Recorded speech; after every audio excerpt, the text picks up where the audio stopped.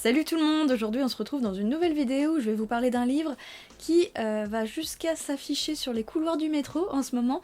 J'ai nommé Toujours plus de Léna Situation, paru aux éditions Robert Laffont. Si vous ne connaissez pas Léna Situation, et bien dans la mesure où vous êtes sur YouTube, je vous invite à aller taper son nom dans la barre de recherche. Vous verrez que c'est une vidéaste qui est suivie par près d'1,6 million d'abonnés. Léna est aussi influenceuse. Sur Instagram, elle est suivie par près de 2 millions de personnes, plus de 2 millions de personnes. Ça fait quand même pas mal. Léna Mafouf, dite Léna Situation, est une des personnalités les plus populaires du moment, notamment auprès des jeunes. On commence à la voir un petit peu partout. Récemment, elle a annoncé qu'elle avait fait un tournage de Vendredi tout est permis avec Arthur. Donc elle commence à se faire connaître en dehors de YouTube, des réseaux sociaux et d'internet. Comme beaucoup de youtubeurs, d'influenceurs, elle aussi sort son livre. Faut savoir que c'est une pratique culturelle qui se fait quand même pas mal de nos jours. Marie Lopez, Enjoy Phoenix, avait sorti un livre en 2015 et ça avait un peu lancé le mouvement. Et depuis, il y a eu énormément de livres de youtubeurs, d'influenceurs, de qualité variable, avec des propositions très différentes. Et j'avais envie de vous parler de celui de Léna Mafouf, de Léna Situation, car je trouve qu'il y a quand même pas mal de choses à dire, à la fois sur le livre, mais aussi sur son existence. Cette vidéo va se dérouler en 3 temps. Je vais d'abord commencer par vous donner mon avis, car j'adore donner mon avis dans la vie. Ensuite, je vais donner un avis plus professionnel et je finirai par quelques considérations plus générales sur ce livre, avec notamment une anecdote qui m'est arrivée, et des questionnements sur les livres de youtubeurs, d'influenceurs, en librairie, dans les CDI, en bibliothèque, etc. etc. Alors pour commencer, j'ai lu le livre de Léna Situation, Toujours plus. J'ai envie de dire que si j'avais aujourd'hui 15 ou 16 ans, ça serait sans doute le livre que je chérirais de tout mon cœur. J'étais vachement en recherche comme ça de conseils, de philosophie de vie, j'ai envie de dire. Et c'est vraiment ce qu'on retrouve dans ce livre de Léna Mafouf, puisqu'il s'inspire de sa vie, puisqu'il s'inspire de son expérience, et elle y développe une espèce de philosophie de vie qui est déjà très présente dans ses vidéos, qui est le plus égale plus. Ça rejoint ce qu'on appelle la loi de l'attractivité, donc plus on est positif, plus on attire du positif, plus on donne du positif aux gens, plus ils nous rendent du positif. C'est quelque chose qu'elle s'applique à elle-même, et du coup, à travers des anecdotes de sa vie, à travers le récit de son parcours personnel, à la fois dans ce qu'elle a pu accomplir à titre personnel, mais aussi professionnel, elle fait un petit état des lieux de ce qu'elle a retenu, et de ce qui a fonctionné pour elle, et comment on peut se l'approprier, nous de notre côté, dans notre quotidien. Donc effectivement, si j'étais adolescente aujourd'hui, surtout adolescente un petit peu mal dans sa peau et pas forcément très à l'aise socialement, ce livre m'aurait fait beaucoup de bien, c'est sûr et certain. Aujourd'hui forcément je suis un peu plus âgée que Léna, j'ai un petit peu plus d'expérience de la vie. Je me suis beaucoup retrouvée dans tout ce qu'elle raconte autour de l'ambition. Ça m'a d'autant plus touchée que quand on est dans des métiers créatifs, il faut qu'on donne beaucoup de notre personne pour pouvoir réussir à accomplir des choses qui nous enrichissent et qui sont à nos yeux de vrais succès personnels. Et j'étais contente de pouvoir lire un peu ce qu'elle racontait par rapport à ça et me dire yes, je vois très bien, yes, oui, je vois tout à fait ce que tu veux dire, allez, on va y arriver. Après elle raconte beaucoup de choses autour du collège, du lycée, etc. Forcément moi ça me touche moins, mais ça me fait arriver à la deuxième partie de cette vidéo qui est mon avis professionnel. Comme je vous le disais en début de vidéo, les livres de youtubeurs, d'influenceurs, c'est quelque chose qui se fait énormément aujourd'hui, avec des formes plus ou moins originales, avec des concepts plus ou moins innovants et plus ou moins poussés. À titre personnel, c'est vraiment un sujet qui me passionne. J'en avais même fait il y a longtemps un article sur le site mademoiselle.com, et je trouve qu'on diabolise beaucoup les livres de ces personnes-là, parce que ce sont des livres qui sont souvent jugés comme étant médiocres, comme étant juste là pour ramasser des sous. D'un point de vue général, je trouve ça toujours très malin, les maisons d'édition qui vont chercher des influenceurs. Et dans le cas de Toujours plus, je trouve qu'il y a eu un super travail éditorial qui a été fait autour de ce livre, parce qu'on est certes autour d'un produit dérivé, c'est-à-dire que la personnalité de Léna est mise au centre du livre, donc c'est vraiment un livre qui la célèbre. Il y a sa tête en gros sur la couverture, il y a des photos d'elle tout au long du livre. Quand on la connaît un petit peu, on retrouve des dessins de son papa. Ce qui est assez fort, je trouve aussi, éditorialement parlant, c'est que quand on la lit, si on suit ses vidéos, etc., bah, c'est comme si on l'entendait en fait. Il y a une adéquation très très forte entre la tonalité de ce livre et la tonalité qu'elle peut avoir dans ses vidéos, et là-dessus je trouve que c'est très très bien joué. La balance elle est assez équilibrée entre le fait que ça se lise très bien, que ça soit très fluide, qu'il y ait des blagues, etc., etc., et le fait que c'est son ton à elle, sans être non plus un ton trop oral, trop familier. Ce que je trouve très intéressant avec ce livre, c'est qu'il y a une grande part d'autobiographie, mais sans être ouvertement une autobiographie. Je veux dire par là que l'éditeur a conceptualisé ce livre, il a creusé un petit peu plus loin que juste raconter la vie de Lena, ses études, son voyage aux États-Unis, etc., etc. C'est qu'il y a un angle qui a été trouvé, donc celui du développement personnel et celui de l'esprit très positif qu'elle injecte donc dans son roman, dans ses vidéos et dans sa vie en général.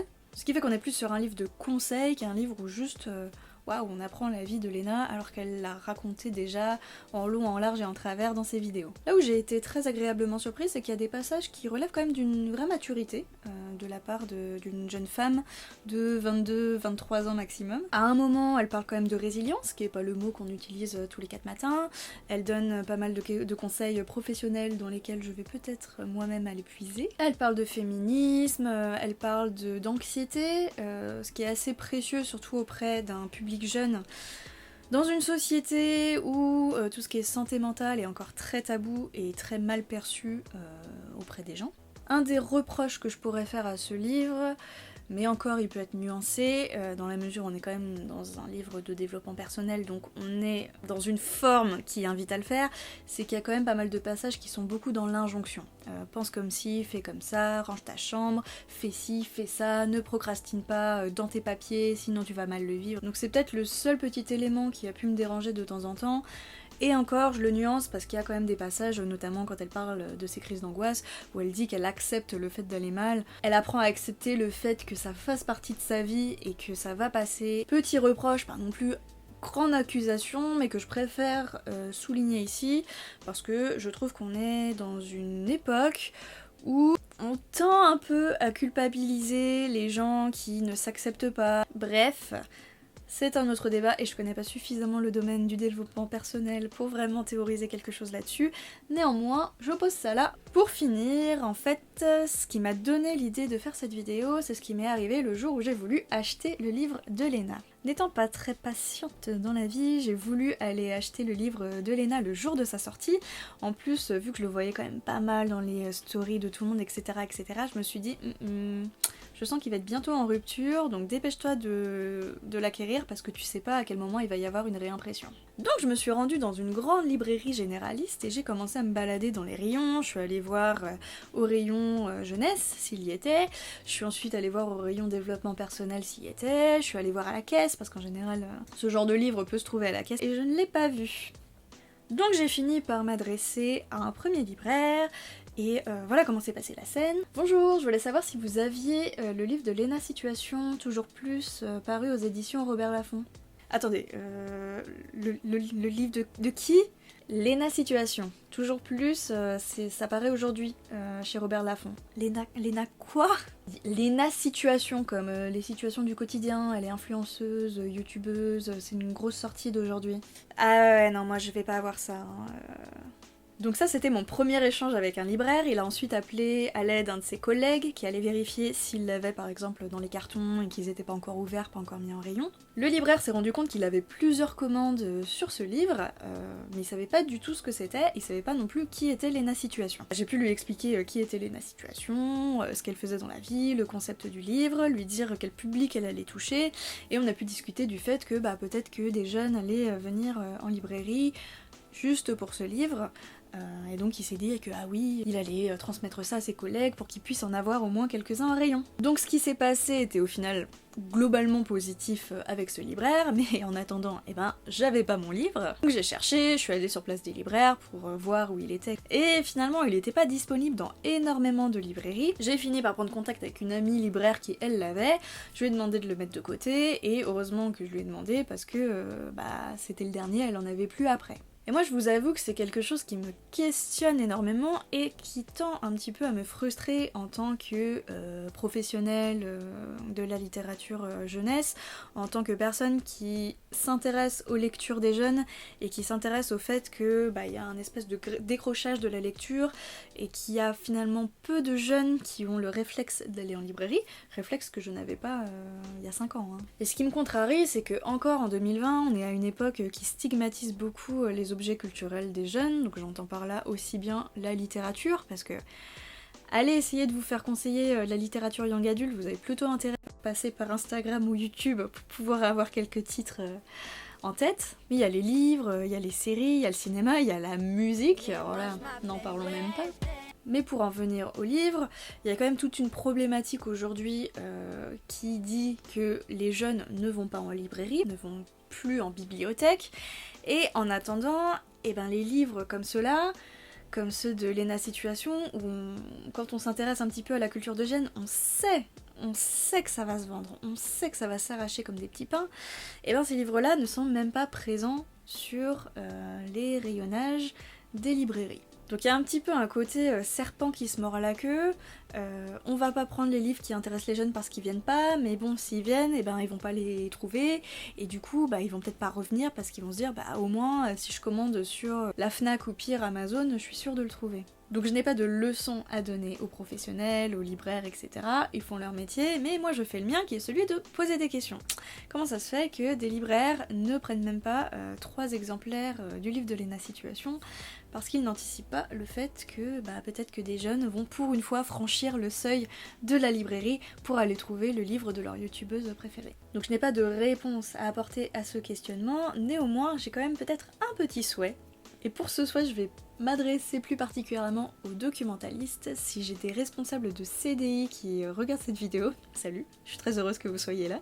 Je tends à penser que c'est pas anodin d'avoir un livre comme celui de Léna Situation dans un CDI, parce que j'imagine bien les collégiens, les lycéens venir faire leur exposé ou faire leurs devoirs ou faire leur heure de permanence parce qu'il pleut dehors. Et je les imagine bien tourner la tête d'un coup et voir le livre de Léna Situation et dire « Ah, mais c'est Léna, mais je l'aime trop, je suis abonnée sur YouTube, sur Instagram, etc. etc. » Et je pense que c'est une manière de leur montrer que y a des objets culturels qui ont été pensés pour eux, et qu'il y a des livres qui ont été pensés pour eux, et que les livres c'est pas uniquement le bouquin qu'on te donne parce que tu vas avoir un contrôle de lecture à la fin du mois. Et je pense que les collégiens, les lycéens, les jeunes globalement ont besoin d'énergie, ont besoin de positif, ont besoin d'espoir dans leur vie, et un livre comme celui de Léna Situation peut leur en apporter, et c'est plutôt cool. Voilà, c'est en fait cette vidéo que j'avais très envie de faire, donc sur le livre de Léna. Si vous avez lu ce livre, n'hésitez pas à me dire ce que vous en avez pensé. Si vous êtes libraire, documentaliste, je serais très curieuse d'avoir votre avis sur ce genre de livre. Est-ce que vous les avez sur vos rayons ou pas? Si oui, qu'est-ce qu'en pensent les jeunes? Est-ce que vous avez des retours là-dessus? Est-ce qu'ils les empruntent ou pas? Vraiment, je serais très curieuse de savoir comment ça se passe sur le terrain. En tout cas, je vous remercie d'avoir regardé cette vidéo et je vous dis à très bientôt.